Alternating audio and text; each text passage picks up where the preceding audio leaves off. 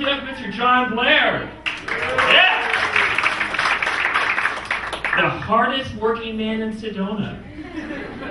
Well, actually, proof that someone in Sedona actually has to work. Yeah. What do I know about work? I'm a stay-at-home dad. Yeah. I've been in Scottsdale, loser. But man, can't believe my son just turned 3 years old. More that, I can't believe I've been listening to those demonic Wiggles for 3 whole years. Oh, you have some Wiggles fans out there?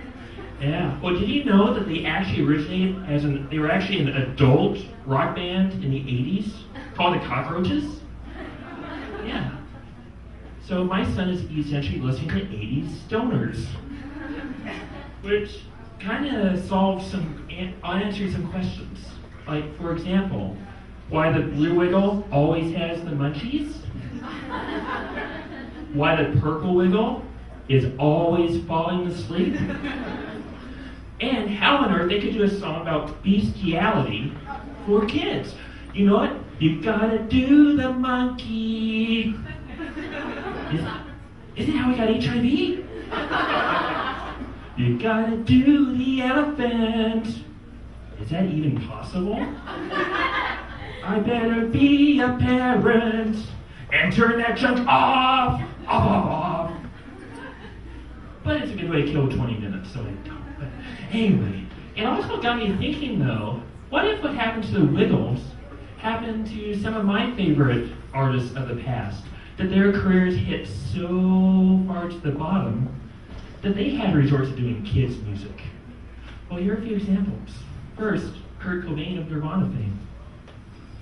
A, B, M, C, D, and E, and F, blah, blah, blah, blah, Y, and Z. Now I know my ABCs, and I'm oh so proud of me.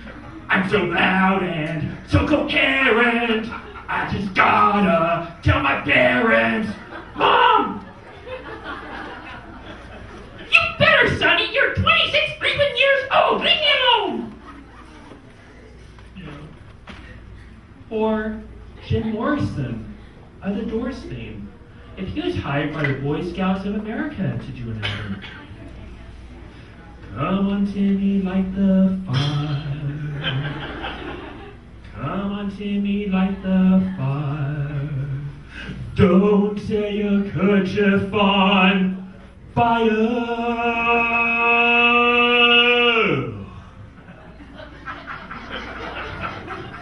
Sorry.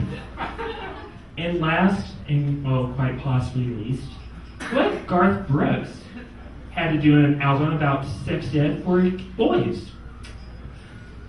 Well, now I got a friend in low places that'll be gone out at random stages when I'm feeling horny at the age of 14. Oh, now I'm not aware of puberty. Think I'll slip on down to the washing machine, 'cause I got stains in low places.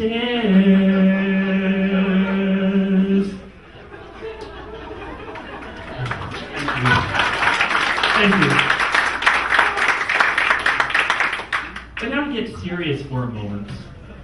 I've never been much into politics, but the other day I think I came across the perfect presidential candidate to possibly defeat President Obama in 2012.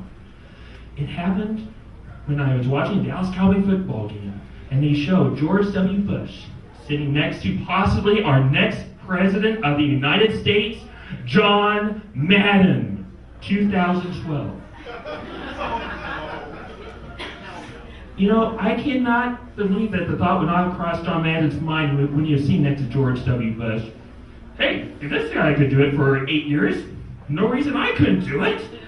The surge he's talking about that worked in Iraq, I did that against the San Diego Chargers in 1974. It worked then, of course it would work now. And the more I thought about it, the more sense it would make.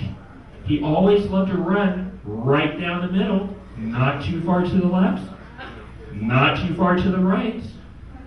Air Force One, huge cost waste. Sell that plane.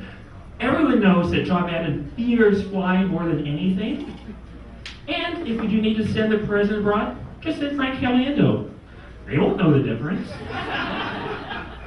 And I have a perfect vice presidential candidate too. Of course, we won't know if he officially accepts until after the third debate, but I really hope Brett Favre accepts. And lastly, in this age where you really need to believe in a candidate, how can you not believe in the candidate who doesn't even know what he's talking about in the first place? If I don't know what I'm talking about, how can I lie?